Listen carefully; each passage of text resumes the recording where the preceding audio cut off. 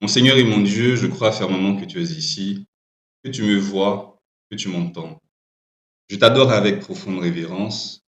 Je te demande le pardon de mes péchés et la grâce de faire avec profit ce moment de prière. Ma Mère Immaculée, Saint Joseph, mon Père et Seigneur, mon ange gardien, intercédez pour moi.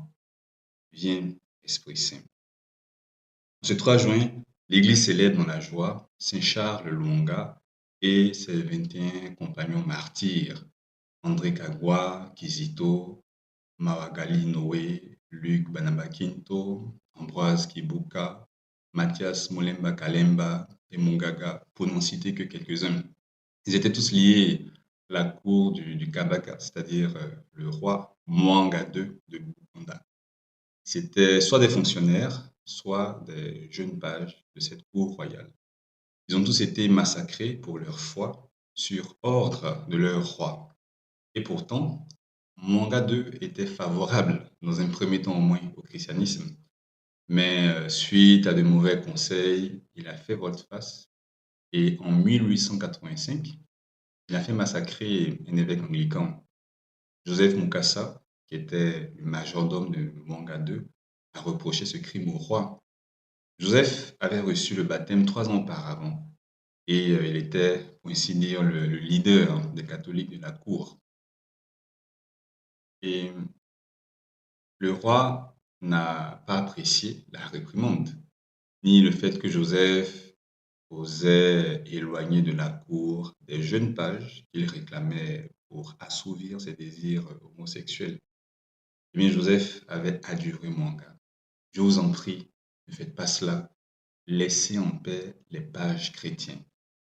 Eh bien, le roi a décidé de mettre à mort ce serviteur auquel il était pourtant très attaché et de mettre à mort également les chrétiens. Joseph est brûlé vif. C'est le premier martyr de l'Ouganda. Les 21 autres seront tués dans des conditions horribles. André Kagwa et Gonza Mathias Molemba ont été découpés en morceaux. Certains ont été transpercés par des lances, comme Sebowao, ou égorgés, comme Athanase Bazokwita. D'autres ont été jetés aux flammes dans le bûcher de Namugongo le 3 juin 1886. Parmi eux, il y avait Anatole Kirigwajo, Bruno Seokumba, Achille Kiwanuka, Ambroise Kibuka, pour ne citer que quelques-uns. Le courage de ces martyrs est impressionnant.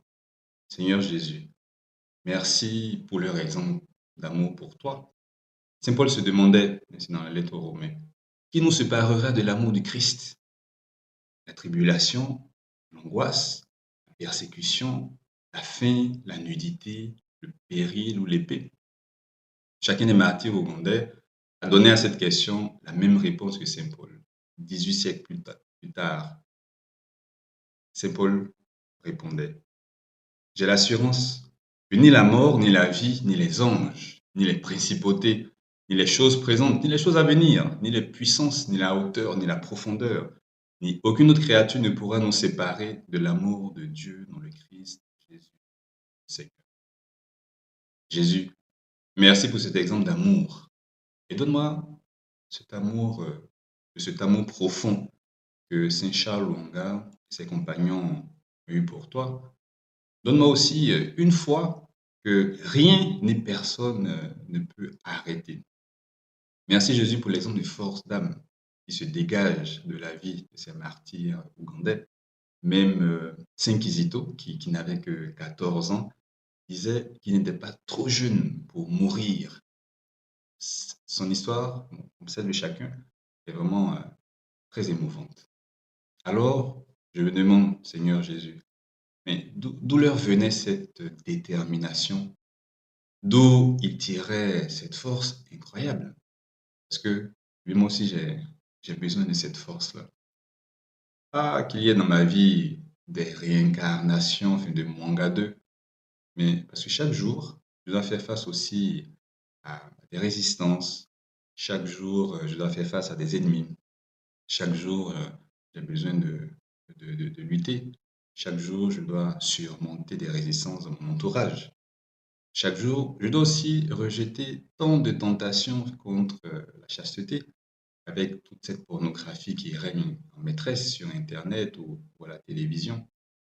Jésus, la vie des martyrs, et je crois, la réalisation de ta promesse. Vous allez recevoir une force quand le Saint-Esprit viendra sur vous. Vous serez alors mes témoins à Jérusalem, dans toute la Judée et la Samarie, jusqu'aux extrémités de la terre. Ce sont des paroles, Seigneur, que Saint-Luc recueille au tout début du livre des Actes des Apôtres. Vous recevrez une force d'en haut, le Saint-Esprit. Bien dans quelques jours, le dimanche, c'est la fête de la Pentecôte, la solennité de la Pentecôte. Jésus, accorde-moi à l'occasion de cette nouvelle venue du Saint-Esprit, accorde-moi la grâce de recevoir cette force d'en haut et de m'en montrer digne dans mes combats quotidiens. Seigneur Jésus, ta force ne me manque pas. Le pape François s'est rendu en 2015 à Namugongo devant près de 3 millions de fidèles rassemblés pour la messe qu'il a célébrée à cette occasion. Et dans son homélie, le pape François a dit, entre autres, je le cite, chers frères et sœurs, c'est l'héritage que vous avez reçu des martyrs ougandais, des vies marquées par la puissance de l'Esprit Saint, des vies qui témoignent encore aujourd'hui du pouvoir transformant de l'évangile de Jésus-Christ. On ne s'approprie pas cet héritage comme un souvenir de circonstances ou en le conservant dans un musée comme si c'était un joyau précieux. Nous l'honorons vraiment et nous honorons tous les saints parce que plutôt nous portons le témoignage qu'ils ont rendu au Christ dans nos maisons et à nos voisins, dans nos lieux de travail, dans la société civile, soit que nous restions dans nos maisons ou que nous nous rendions jusqu'au point le plus reculé du monde. Fin de citation.